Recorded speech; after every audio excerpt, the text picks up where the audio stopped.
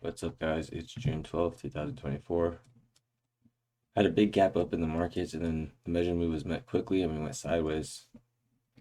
We were range bound for 4 days, broke out, met the measured. Oops, met the measured move was met, and then we went sideways. Today was FOMC and like another red folder at 12:30 p.m. Pacific Standard Time. So I didn't trade too much. I got trapped around here short. I shorted this bar. I went short here and got out around 50% for break even +1. I bought this bar, and scalped out, and I thank God I missed that dump, and I made like 2 points and left. I wasn't too keen on trading today because pre-FOMC is literally this price action. So next time FOMC comes, I'm just gonna take the whole day off instead of scalping 2 points for 4 hours. I was from here to here, hour and 50 minutes to make 2 points because I didn't get out here because we didn't go below this low. I wasn't too panicked. It's just so slow before FOMC. Anyways, we get into the breakdown. Expanding triangle. I think expanding triangles are extremely hard to trade. I can't stand them because I'm trading breakouts, so every new low is a reversal, which is the exact opposite. Look, new low, reverse, new high, reverse. So here's that expanding triangle. Maybe it's like that, but after FOMC, the price action kind of reset itself. So we had a big gap up with continuation and we went range bound. FOMC drops around this time. Double bottom, double top, wedge top, sell, wedge top, parabolic wedge top, expanding triangle. That's tough to trade. Congrats, good job. I don't like when people say congrats for no one's congratulating anyone. You guys study and you guys make money. That's how it's supposed to be. But if you got chopped up, is it really worth trading FOMC? I remember when I first started, I was all about FOMC. Like, oh yeah, the move, the move. And then one day I was like, dude, this isn't even good price action. This is hard. This is hard to read. Look at these tails, and it's happening fast. So big gap up, bar one, no continuation. Here's the gap up. Yesterday's price action is down here. This is yesterday's high. We break out. These dotted lines is the measured move of yesterday's range. So yeah, that's what's going on down here. Gap up, breakout, bar one, no follow through. Bar two, bulls get the reversal. We see a strong momentum. Bar three is a good breakout. This is the measured move is met. Leg one, pull back leg two. One, pull back leg two, pull back leg three.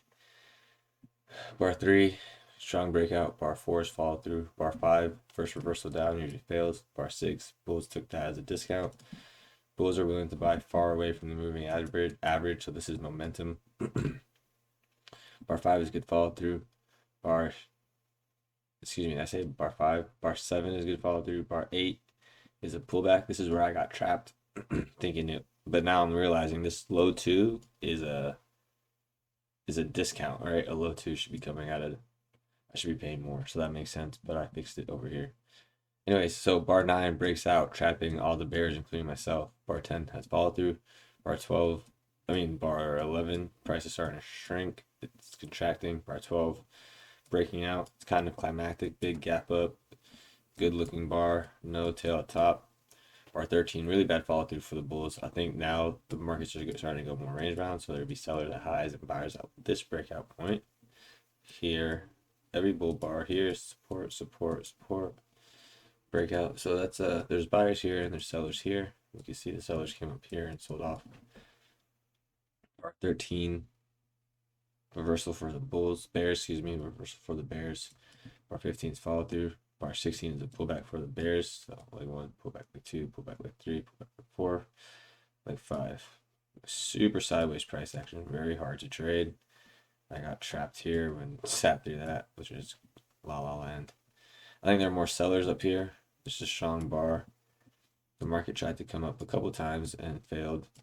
Bar 23 shows a tail. I was watching this bar. It raced up and turned around. I got pinged out for like 1 point profits around here. Bar 24 looks like this is a good reversal bar, but we haven't touched the EMA yet.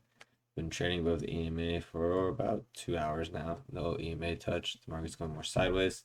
Market looks pretty flat. It's better to avoid tight trading ranges. Very easy to get chopped up. It's a limit order market, so we're buying low, selling high, buy low, sell high. Scalp, scalp, scalp. Bing. Leg 1, pull back leg 2, pull back leg 3, pull back leg 4. Not bears don't make a new low. Double bottom. Leg 1, pull back leg 2. This is the pullback. It's a contraction. I kind of just flew through that, but it's an expanding triangle. Price action was pretty choppy today. There are more sellers at the high of trading ranges. There are more sellers at the high of trading ranges. God damn, I had to pronounce that one. So sellers at highs, buyers at lows. It's buy low, sell high. Let me draw this line right here.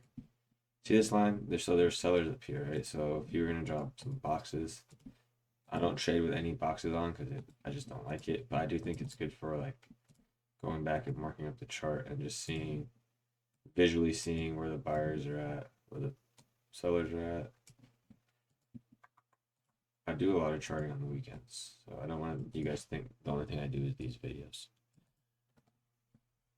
Yeah, so look, if you had limit orders set here would be tough. You have to scalp out. You have to scalp out both sides. Range bound, price action, and scalping. More sellers at highs, more buyers at lows. This is so bright. There, can you guys still see that?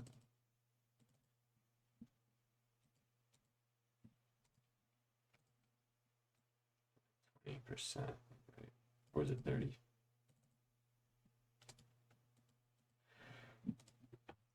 Yeah, so there are more sellers at highs, buyers at lows.